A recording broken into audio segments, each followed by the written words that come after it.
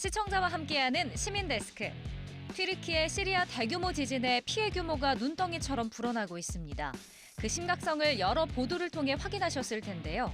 이번 주 시청자 비평 리뷰 Y 시간, 지진 피해 현장과 재난재해 소식을 다룬 YTN 보도를 살펴봅니다.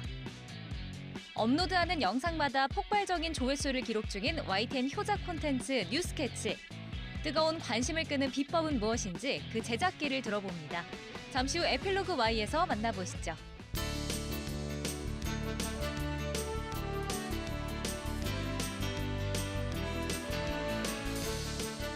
시청자 여러분 안녕하십니까? 김영수입니다. 지난 6일 튀르키예와 시리아 국경에서 대규모 지진이 발생했습니다. 자연재해 무서움과 예방의 중요성 다시 한번 느끼는 순간입니다. 피해 지역 이재민 소식에 국내에서도 온정의 손길이 이어지고 있습니다. 따뜻한 외투나 네일, 각종 방한용품이 실질적으로 큰 도움이 된다고 합니다. 이재민을 위한 따뜻한 마음이 잘 전해지면 좋겠습니다. 한편 이런 선의를 악용하는 사람들도 있다고 합니다. 구호품 횡령단체가 기승이라고 하는데요. 검증된 단체, 기관 잘 확인하셔야겠습니다. 피해 복구와 생존자 구호 작업이 하루빨리 이루어지길 바랍니다. 이번 주 시민데스크 시청자 비평 리뷰 Y로 시작하겠습니다.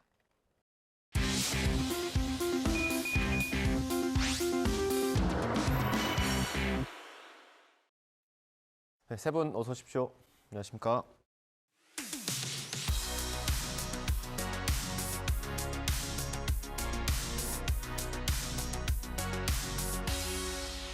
네, 시청자 비평 리뷰 Y 시작하겠습니다. 먼저 조수진 시청자 평가원께서 꼽아주신 오늘의 주제부터 들어보겠습니다. 튀르키예 동남부 지역과 시리아 국경 부근에서 일어난 강진으로 인해 큰 인명피해가 발생했습니다. 사태가 심각하다 보니 전 세계에서 구조대와 구호 물품 등을 보내고 있습니다. 우리나라도 역시 긴급 구호와 지원 활동이 이어지고 있는데요. 오늘 리뷰와이에서는 이번 튀르키예 시리아 재난 사태와 관련한 YTN 보도 내용 살펴봅니다. 네, 튀르키예와 시리아 국경에서 대규모 지진이 있었습니다. 건물 수천 채가 무너졌고요. 수만 명이 현재까지 사망한 걸로 파악이 되고 있습니다. 저희도 취재진을 보내서 현지 상황을 전해드리기도 했는데 보도들 어땠는지 한번 볼까요? 네, 이번 강진을 두고 이제 100년 만에 그 최악의 참사라는 평가가 나오고 있습니다. 골든타임을 지나고도 기적의 생還소식이 잇따르면서 놀랍고 다행스러운 소식도 있지만 이 사망자 숫자의 증가에 희비가 교차한 시간을 보내야 했습니다. 튀르키예 남동부 지역에서 규모 7.8의 강진이 발생한 것은 2월 6일 새벽 시간이었습니다. 이 한국과 6시간 차이라고 하면 한국 시간으로 오전 10시, 11시경입니다. YTN은 11시 37분경 튀르키예에 그 규모 7.8의 강진이 발생했다는 뉴스를 냈고요. 이후 1시 반에는 강진으로 튀르키예 53명, 시리아 42명 사망 확인이라는 제목으로 AFP 통신에서 확인한 내용을 보도했습니다. 그리고 1시간 후에 로이터 통신을 통해서 확인한 내용으로 강진으로 튀르키예 76명, 시리아 42명 사망 확인으로 잇따라 보도를 냈습니다. 긴박한 상황일 수밖에 없었는데 이 외신 보도 여럿을 확인하고 또 신속하게 속보로 소식을 전하는 모습을 보였다고 평가할 만합니다. 그리고 6일 오후 4시 튀르키예 동남부 규모 7.8 강진 사망자 560명 피해 눈덩이 보도를 보면 지진의 진앙지가 어느 지역인지 또 진앙지와 인접한 지역의 사상자 숫자가 어떻게 집계되고 있는지 짚어주는 보도가 곧장 이어졌습니다. 당시까지 알려진 피해 규모와 구호 상황에 대해서도 상세하게 보도해준 모습이 좀 인상적이었습니다. 네, 보도는 저녁까지 이어졌습니다. 2월 6일 저녁 9시 54분인데요. 튀르키예 규모 7.8 강진, 현재 상황은 이라는 제목의 보도입니다. 현지에서 직접 경험하는 지진 상황과 또 급박함, 외교부 대응, 교민들 상태를 생생하게 전달했습니다. 다음 날이죠. 2월 7일 옷도 못 챙기고 빠져나와 피해 지역 교민 상황은 이라는 제목의 보도에서는 튀르키예 앙카라 한인 회장과의 그 전화 인터뷰로 교민들의 상황을 전하면서 교민들의 지원 내용도 전해져서 의미를 더했습니다. 예. 지진 발생 있고 나서 며칠 뒤에 저희 취재진이 현장으로 이동했거든요. 현장 보도는 어떻게 보셨어요? 네, 이제 YTN 취재진도 튀르키예 지진 현장에 나가서 보도를 했습니다. YTN 취재진 튀르키예 카이세리주 도착, 영하 날씨 침울한 분위기에서는 이번 지진 진원지인 가지안테프에서 약 250km 떨어진 카이세리주에 도착해 소식을 전했습니다. 네, YTN 취재진이 현지 취재를 위해서 튀르키예 현지에 도착했습니다. 현장에 나가 있는 취재 기자 연결해 보겠습니다. 네, 튀르키예 카이세리주에 나와 있습니다. 이 진원지인 가지안테프에서 이 북서쪽으로 약 250km 정도 떨어진 도시인데요. 이 차로는 4시간 정도 걸립니다. 이 피해가 컸던 카흐라만 마라슈나 이 하타이로 가는 길목인데 현재 날씨는 영하 7도로 주변으로 눈이 상당히 쌓인 상태입니다. 이 피해 지역도 비슷한 날씨로 구조 작업에 애를 먹고 있죠. 이 두꺼운 겉옷을 입어도 추운 날씨라서 구조 작업이 얼마나 힘들지 가늠해 볼 수 있습니다. 이 기자는 한급 긴급 구호대가 수색 구조 작업을 벌이는 타타이주로 이동 중이라고 전했는데요. 취재진이 이동 중에도 시내 곳곳에 조기가 걸린 모습을 볼 수 있었고 또 구호 물품을 모으는 시민의 모습을 볼 수 있었다는 멘트를 했습니다.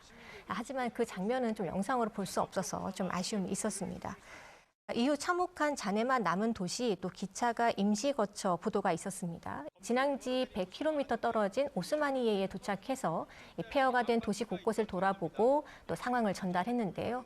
특히 이 지역은 인근 역 기차가 이재민을 위한 임시 거처가 된 상황이어서 재난 상황을 더 잘 이해할 수 있었던 것 같습니다. 네, 그 현지 이해가 부족할 수 있는 시청자 이해를 위해서 취재진 위치와 현장 상황을 함께 또 소개를 했습니다.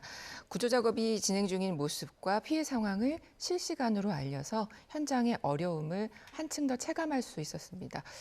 위험한 재난 현장 취재에서 취재진의 안전도 사실 굉장히 중요하죠. 그래서 재난보도 준칙에 보면 2장 3항에 보면 취재진의 안전 확보에 관한 조항들이 나오거든요.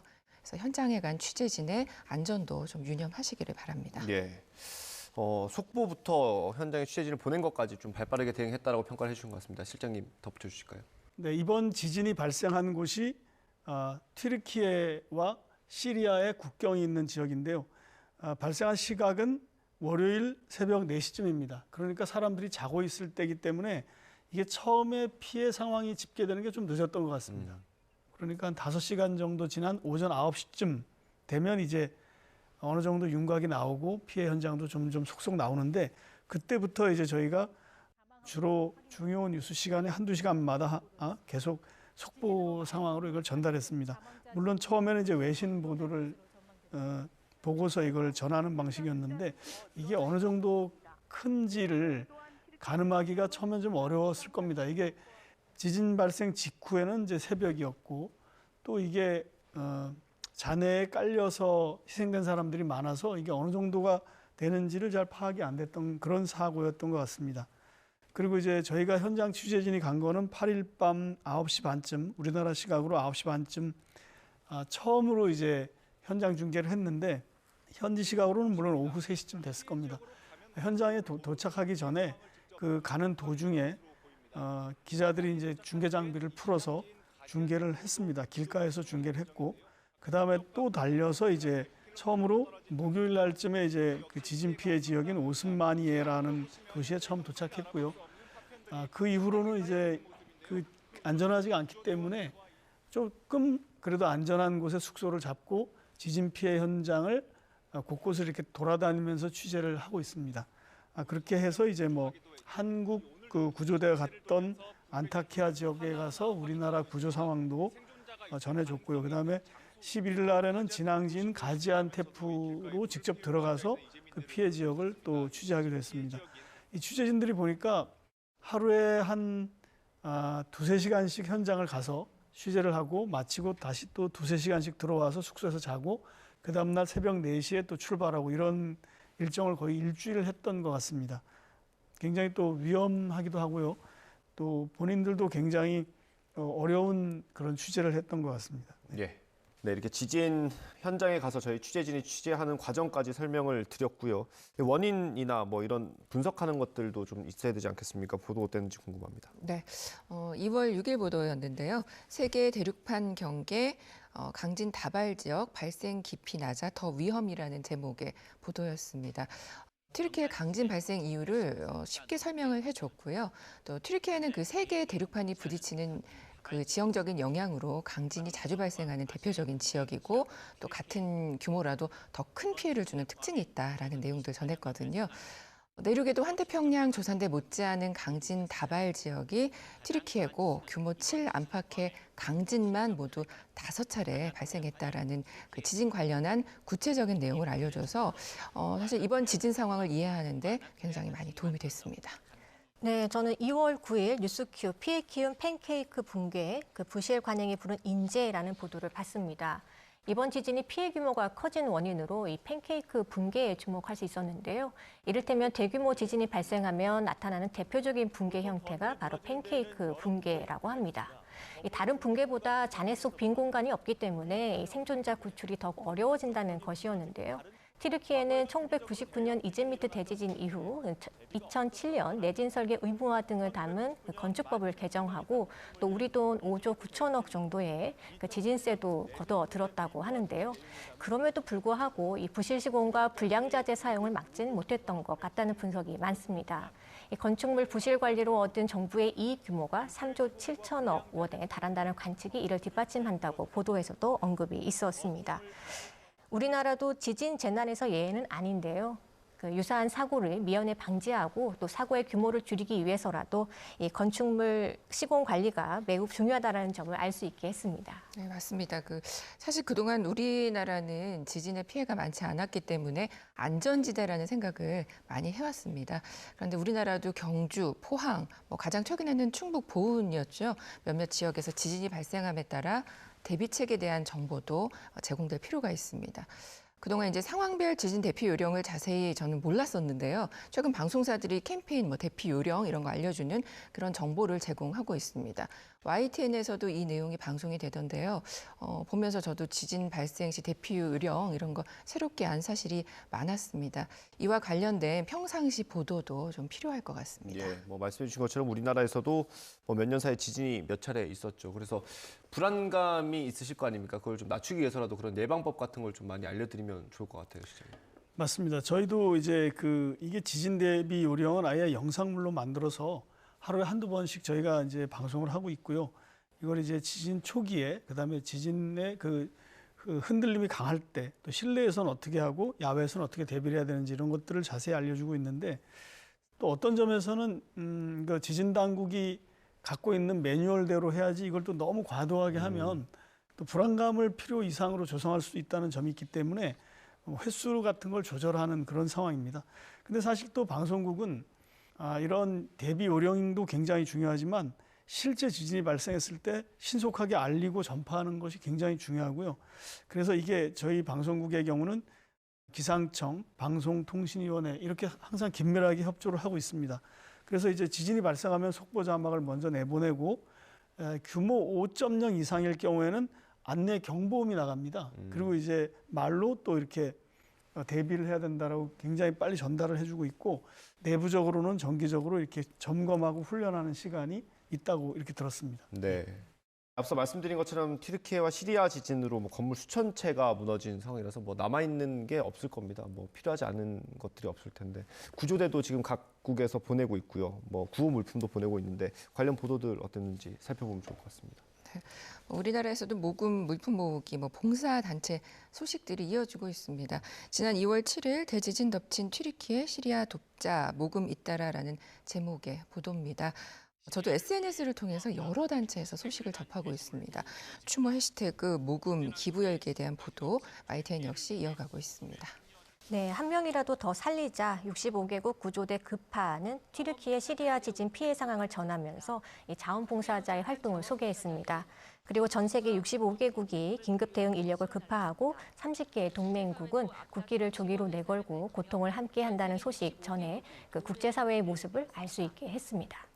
튀르키예 정부의 구조대 파견 공식 요청에 즉각적으로 우리나라가 역대 최대 규모의 해외 긴급 구호대를 파견하기로 했다라는 소식 전하면서 구체적인 구호 방식 등도 알려줘서 이해를 도왔습니다. 살펴보면 2월 9일입니다. 한국 긴급 구호대 생존자 5명 구조 세계 각국 구호 손길이라는 제목에서 현재 긴급 파견된 우리 긴급 구호대가 수색 작업 첫날 생존자 5명을 구조했다라는 소식을 전했습니다. 또 연이은 보도를 통해서 기상 악화 등 여러 상황으로 구조가 어려운 상황을 전하며 구조에 있어 골든타임이 굉장히 중요하다라는 거 강조했고요. 생존자 수색 못지않게 한순간 삶의 터전을 잃은 이재민들에 대한 도움 사실 절실한데요. 지난 8일 보도에서 삶의 터전 잃은 2,300만 이재민 텐트 음식 태부족이라는 제목의 보도를 통해 구호품 지원의 우선순위를 알게 해서 유용했습니다. 시리아 지원의 필요성도 사실 알릴 그런 보도가 지속적으로 나갈 필요가 있겠는데요. 지난 9일입니다. 지진 피해 큰 시리아 북서부 고립 구호물자 전달 유일 통로 막혀라는 제목의 보도에서는 현지 도로 파괴로 구호물자 지원 중단 위기가 더해진 시리아 북서부 지역의 어려움을 또 전하고 있습니다. 네, 2월 10일 내전에 강진 덮친 시리아 건물 아래서 살려달라 목소리에서는 이 헬프 시리아라는 단체를 만들어서 이 시리아 난민 캠프를 지원하는 압둘 와합 씨와 대담을 진행했습니다. 이 시리아는 지진이 난 지금도 사실은 내전이 진행 중이어서 어려운 상황임을 알 수 있게 했는데요. 튀르키예 못지않게 시리아도 그 지진 피해가 상당한데 이 반군이 몰려 있는 이 서북부 지역에서 이 난민 캠프에서 지내는 사람들이 이 전염병과 질병으로 힘든 시기를 보냈다고 하니까 좀 걱정이 됐고요. 지진으로 인해 피해가 커졌을 텐데 유엔조차 정치적 이유로 대응이 느린 데다가 이 시리아와 국제관계가 적은 한국은 이 시리아 대사관도 없어서 시리아에 대한 정확한 상황을 알 길이 솔직히 적었던 것도 영향이 있을 것으로 보입니다. 이 YTN이 튀르키예만이 아니라 이 시리아에 대한 국제적 관심과 구호를 위한 지원 방법을 구체적으로 알 수 있게 해 주었다는 점에서 대담의 의미를 찾을 수 있었고요.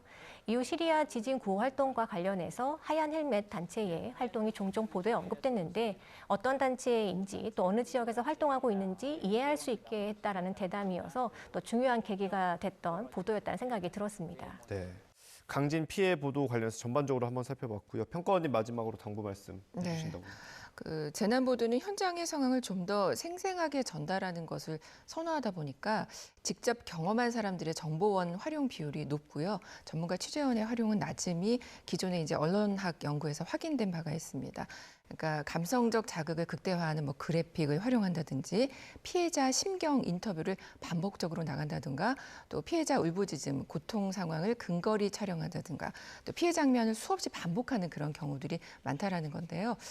이번 보도에서도 개인의 에피소드들이 강조된 경우들이 보였는데요. 지난 9일입니다. 지진으로 가족 25명 잃고 망연자실, 청년은 약혼자 안고 오열이라는 제목 보도에 보면 그 딸, 외손자 등 일가족 25명을 한꺼번에 잃은 남성의 사연 그리고 결혼을 앞두고 약혼녀를 잃은 사연들이 이어집니다. 사실 이제 현장에서 이렇게 사례를 찾아 전하는 것도 굉장한 노력이 필요하죠. 그런 부분일 텐데 그 정도를 어느 선에서 해야 할지 많이 고민이 되실 겁니다. 그렇기 때문에 이런 딜레마를 벗어나기 위해서는 이런 재난 보도에 있어서도 소재 개발이 필요하다라는 말씀 드리고 싶습니다. 네. 당부 말씀까지 들었고요. 오늘 리뷰 Y 내용 한번 정리해 보겠습니다. 이것만은 꼭 시간입니다. 평가원님부터 한 줄 요약 들어보겠습니다. 재난보도, 새로운 보도 형식을 고민해야 할 때. 재난보도는 현장의 참사를 알리는 과정에서 참사 피해자들의 인터뷰로 구성되는 경우가 많습니다. 감정적인 접근, 또 현장 중계 차원을 넘어서 원인 분석과 예방 차원까지 확대될 필요가 있겠습니다. 보도 전문 채널인 YTN이 이런 새로운 재난보도 형식 개발에 앞장서 주시기 바랍니다. 네, 이어서 박사님 한 줄 평 들어보겠습니다. 재난보도, 사회적 공감대 넓히는 보도 방식 고민해야. 두 차례 강진에 따른 튀르키예 시리아 지진으로 수만 명이 사망하고 더 많은 사람들이 또 다쳤습니다. 이 정부 차원의 긴급 구호뿐 아니라 민간 차원의 지원 방법도 여러 가지 가능하다고 하고요. 또 실천적 방식도 실제 공유되고 있습니다. 이 정치 이익을 떠나 국제 공조가 활발하게 진행될 수 있어야 하겠습니다. 이 YTN은 재난과 희생자 고통에 대한 사회적 공감의 범위를 넓히기 위한 보도 방식을 꾸준히 고민해야 할 때입니다. 네, 알겠습니다. 오늘 리뷰와의 순서는 여기서 마치도록 하겠습니다. 세 분 오늘 말씀 감사합니다.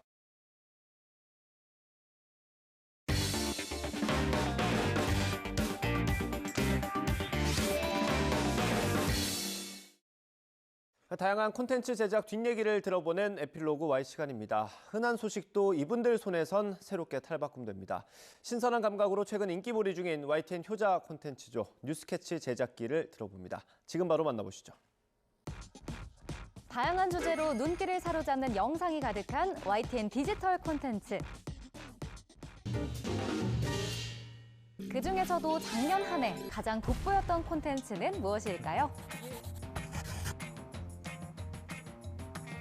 방송 뉴스보다 더 재밌는 뉴스의 연장선, 뉴스캐치가 주목을 받았는데요. 뉴스캐치가 주목받을 수 있었던 이유는 뭐라고 생각하시나요? 아무래도 민감한 정치 이슈를 다루기 때문 아닐까요? 오늘 에필로그 Y시간 디지털 센터 강재현 PD와 함께합니다. 네, 어서 오세요. 네, 안녕하세요. 반갑습니다. 먼저 축하할 일이 좀 있더라고요. 이 뉴스캐치가 지난해 YTN 연말 시상식에서 콘텐츠상 금상을 수상을 했습니다. 먼저 축하드리고요. 네, 감사합니다. 네, 이 자리를 빌려서 수상 소감부터 먼저 한 말씀 해주신다면요. 우선은 상을 받을 줄 몰랐는데 이게 갑자기 큰 상 받게 돼서 너무 기뻤고요. 저희 제작팀 내에 이제 네. 팀원들이 정말 많아요. 그래서 각자 자리에서 되게 열심히 각자 자리에서 하고 있거든요. 그래서 같이 받은 거라고 생각하고 있어서 앞으로 다 같이 발전하는 모습 보여드리고 싶습니다. 이렇게 금상까지 받은 뉴스캐치가 일단 어떤 콘텐츠인지 궁금하거든요. 설명부터 해주시죠. 네, 저희 뉴스캐치는 이슈가 되는 사안의 이제 맥락이나 단면을 이제 가늠할 수 있는 그런 실제 현장 상황이나 이런 것들을 이제 골라서 영상화한 콘텐츠인데요. 따로 이제 가치 판단이나 뭐 의미 부여가 없이 그냥 있는 그대로 또 현장 있는 그대로 또 발언 그대로를 또 보여드리는 그런 콘텐츠라고 말씀드리겠습니다. 뉴스캐치라는 제목의 뜻도 궁금한데 이게 뭐 약자인가요? 처음에는 이제 어떻게 조합을 해봤는데 네. 그냥 개인적으로 제가 생각하기에는 뉴스 속 현장 스케치 느낌으로 제작을 한다는 생각으로 하고 있어요. 네. 근데 YTN 디지털 센터에 보면 다양한 종류의 콘텐츠가 많은데 여기서 이제 뉴스캐치를 제작하게 된 이유도 좀 궁금합니다. 네, 이제 처음에는 어떤 콘텐츠를 또 새로 할까 고민을 하다가 뉴스를 이제 보다 보니까 뉴스는 모든 거를 다 담을 수가 없잖아요. 시간도 짧고 하다 보니까 그래서 혹시 뉴스에 안 나온 그런 화면들을 좀 시청자들한테 보여주면 어떨까라는 생각을 하게 됐고 아무래도 유튜브다 보니까 좀 자유로웠고 해가지고 이슈가 되는 발언을 했다 하면 그 앞뒤 상황은 어땠는지 또 이런 것들을 좀 시청자들한테 보여주면 좀 유익한 볼거리가 되지 않을까 해서 제작을 또 하게 되었습니다. 그럼 이게 하루에 몇 개씩 이렇게 영상이 제작이 되는 건가요? 네, 이제 이거 정해져 있지는 않은데 보통 한 2개 정도는 발행을 하는 편이에요. 네. 그럼 매일매일 한두 개씩 이렇게 영상을 업로드 해주시면 사실 주제 선정 어떻게 하는지도 궁금해요. 뭐 기준 같은 게 있을까요? 가장 중요한 거는 이제 그날 이슈가 무엇이냐, 뭐 전날 이슈가 무엇이냐, 또 앞으로 또 어떤 게 또 이슈일 것이냐는 게 제일 중요한데 영상을 보다 보면 딱 눈에 띄는 한 장면이라든지 어떤 특정 발언 이런 게 딱 눈에 띄는 게 있다면 또 그것도 또 저희 아이템이 될 수 있다고 생각해서 그런 거를 중점적으로 보고 있어요. 제가 찾아보니까 이제 뉴스캐치가 정치 관련 이슈가 굉장히 많던데 사실 정치가 예민한 이슈들이 많잖아요. 제작하실 때 좀 어려움은 없으신가요? 우리나라가 지금 아무래도 정치 진영이 나눠져 있는 상황이잖아요. 그러다 보니까 어떤 콘텐츠를 올려도 욕을 많이 먹을 수밖에 없는 그렇게 되더라고요. 그래서 무언가 계속 첨가해서 메시지를 만들어내는 것이 아니라 처음 기획 의도와 같이 객관적인 것만 딱 그대로 보여주는 그런 콘텐츠를 만들고 있습니다. 네. 첫 아이템 발제한 순간부터 마지막으로 업로드하는 순간까지 뭐 제작하면서 많은 과정이 있을 텐데 그럼 그중에서 가장 신경 쓰는 부분이 있을까요? 네, 아무래도 첫 단계인 아이템 선정하는 게 가장 신경 쓰는 부분일 것 같아요. 분야가 정치 이슈다 보니까 좀 민감한 사안이다 보니까 영상을 되게 샅샅이 파헤치면서 문제가 생기지 않는지 좀 많이 검토하는 편이고요. 또 기사도 많이 찾아보고 있는 편이고요. 또 이런 과정을 거쳐야지 또 이제 아이템 발제가 되고 또 진행이 되기 때문에 아이템 선정하는 순서가 가장 신경이 쓰이는 부분이라고 말씀드릴 것 같아요. 네, 그럼 강 PD가 직접 영상을 보고 이 부분을 들어봤을 때 뭐 편집을 해야 될지 아니면 방송에 내보내도 될지 이런 걸 직접 판단을 하시는 거네요? 네. 그렇게 판단하고 있고 아무래도 제가 또 PD이다 보니까 계속 그 영상에 뭐를 더 추가하려고 하고 제가 자꾸 뭐 효과를 내려고 하거나 뭐 다른 영상들을 추가하려고 하거나 약간 그렇게 자꾸 되더라고요. 근데 이렇게 되다 보면 또 자꾸 저희 의도와는 다르게 방향과 다르게 이제 영상이 제작될 수 있기 때문에 최대한 그런 걸 좀 배제하려고 자꾸 제 머릿속으로 생각을 하고 있고 저희 기획 의도를 자꾸 이제 되뇌이면서 제작을 하고 있어요. 그럼 시청자분들, 뭐 구독자분들이 보실 때 어떤 부분에 좀 초점을 두고 보면 좋을까요? 다른 정치 콘텐츠 같은 경우는 이제 비판적이나 좀 풍자적으로 그렇게 편집을 해서 시청자들한테 전달하는 그런 콘텐츠도 많이 있는데 저희 유스케치 같은 경우는 좀 객관적으로 알아야 할 포인트만 이제 골라서 시청자들께 그대로 보여드리기 때문에 시청자들께서 믿고 이거는 객관적인 상황이기 때문에 직접 보시고 판단할 수 있으면 그렇게 됐으면 좋겠습니다. 네, 이 뉴스캐치 영상들을 보니까 조회수가 높은 것들이 굉장히 많더라고요. 이런 것들이나 뭐 댓글 많이 확인하시나요? 네, 아무래도 또 유튜브다 보니까 조회수 의식을 안 할 수도 없고 댓글들도 항상 좀 챙겨보는 편인데요. 저희가 또 조회수를 너무 의식하다 보면 또 처음에 저희가 기획했던 의도와는 다르게 또 방향이 갈 수 있기 때문에 저희는 그냥 지금 이 기준대로 그대로 쭉 밀고 가다 보면 언젠가 조회수는 또 따라올 거라고 생각하고 있습니다. 네, 우리 강 PD께서는 뉴스캐치 제작하기 전에 또 어떤 콘텐츠들을 좀 만드셨나요? 저는 이전에 제보 영상 쪽에 좀 오래 있었거든요. 그래서 이 제보 영상 같은 건 직접 이제 취재도 나가고 시청자들께서 보내주신 제보 영상을 활용해서 또 메시지를 담아서 또 시청자들께 보여드리는 그런 콘텐츠를 했었습니다. 뭐 분야는 여러 가지였고요. 뭐 사건 사고부터 시작해서 제보자의 억울한 사연 또 미담까지 정말 많은 내용이 있더라고요. 그 제보 영상이랑 뉴스캐치는 사실 성격이 완전히 다른 그런 콘텐츠인 것 같은데 좀 차이점을 많이 느끼셨나요, 하실 때?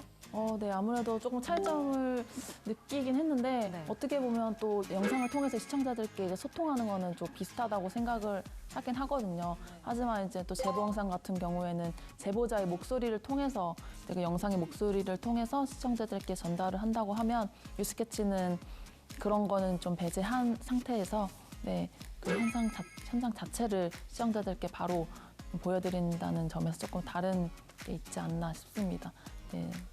우리 강 PD께서 이제 영상을 만들면서 뭐 개인이 됐든 팀이 됐든 굉장히 노력을 많이 하고 계실 텐데 어떤 부분에서 가장 노력을 하고 계신가요?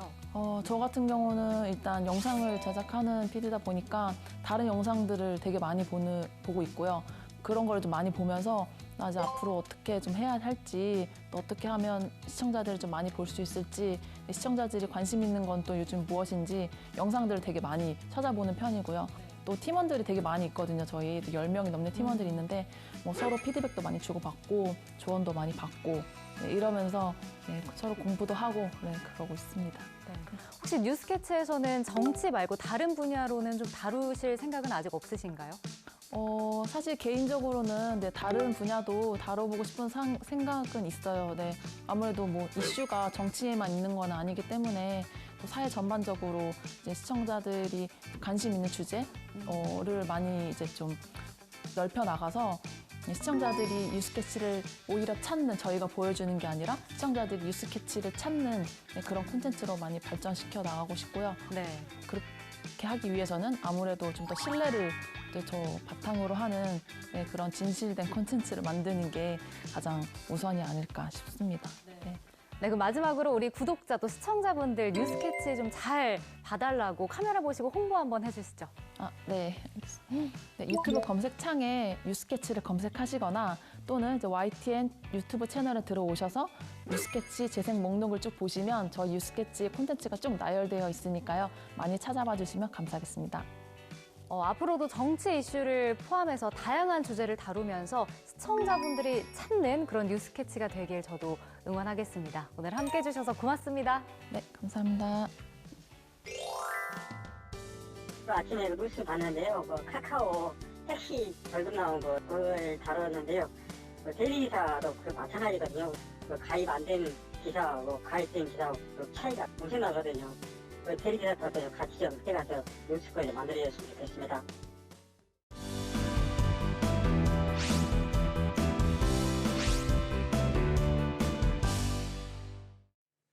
안녕하세요. YTN-DMB 시청자평가원 정은정입니다. 얼마 전 알프스 지역에서 눈 대신 선인장이 무성하게 자라고 있다는 소식을 접했는데요. 이 밖에도 기후 변화가 점점 더 심해지고 있다는 증거는 지구 곳곳에서 찾아볼 수 있습니다.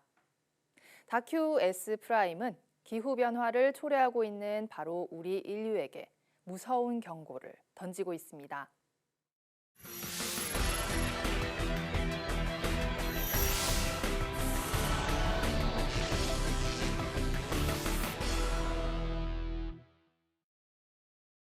다큐 S프라임은 다양한 주제를 통해 우리 일상을 새로운 시각으로 살펴보는 과학 다큐멘터리입니다. 이번에는 인류에 의해 새롭게 생겨난 지질 시대를 뜻하는 인류세에 대한 논의가 의미하는 바가 무엇인지 전했습니다. 도입부부터 기후변화의 징후들과 전문가들의 우려를 바탕으로 인류의 활동이 지구에 어떤 변화를 가져왔는지, 어떻게 인류세라는 개념이 나타나게 됐는지 궁금증을 불러일으켰습니다. 인류세는 인류에 의해 기후와 환경이 변화되면서 새롭게 생겨난 지질 시대를 뜻한다고 합니다. 네덜란드 출신 노벨 화학상 수상자 파울 크리천이 우리는 이제 홀로세가 아닌 인류세에 살고 있다라고 말하면서 대두하기 시작한 개념입니다. 지질시대의 구분과 같은 낯선 개념을 지질연대표와 인류세에 대한 정의 등으로 분명히 짚어준 것은 시청자들에게 어려울 수 있는 내용을 전체적으로 이해하는 데 큰 도움을 줬습니다. 주요 정보들은 내레이션만으로 설명하지 않고 요약하는 자막을 계속해서 띄워준 것 또한 생소한 정보를 전달하는 효과적인 방법이었다고 생각합니다. 국내에서 이루어지고 있는 인류세 연구를 다룬 부분에서는 쓰레기 매립장 시추를 통해 쓰레기도 지층이 되어가고 있음을 확인했는데요. 인류가 만들어내고 있는 지층이 쓰레기라는 점이 충격적으로 다가옵니다. 한편 인류세에 대한 연구는 자연과학에서뿐만 아니라 우리가 살아가고 있는 지질시대의 미래를 상상하는 작업을 통해 확장되어야 하며 인류세 연구에 있어서 인문학자의 역할은 어떠해야 하는지 제시함으로써 보다 풍부한 논의를 이끌어내기도 했습니다. 무엇보다 지구가 인류세에 들어섰다는 것은 그 끝이 인류의 멸종일 수 있다는 의미이며 현재 살고 있는 우리 자신이 남긴 흔적에 대한 책임감을 가질 필요가 있다는 전문가의 지적은 의미심장합니다. 다큐 S프라임은 인류의 흔적이 지질에 남는다는 사실, 그리고 우리가 그 흔적에 대해 책임지지 않는다면 6번째 대멸종의 대상은 바로 인류가 될 수 있다는 섬뜩한 경고가 담겨 있습니다. 인류세라는 새로운 개념을 통해 인류가 남길 유산에 대해 진지하게 되돌아보게 되는 시간이었습니다. 시민데스크는 시청자 목소리로 YTN을 되돌아봅니다. 방송에 대한 여러 의견들 SNS와 홈페이지, 전화로 남겨주시고요. 저희는 다음 주에 더 다양한 시청자 의견으로 돌아오겠습니다. 시청해주신 여러분 고맙습니다.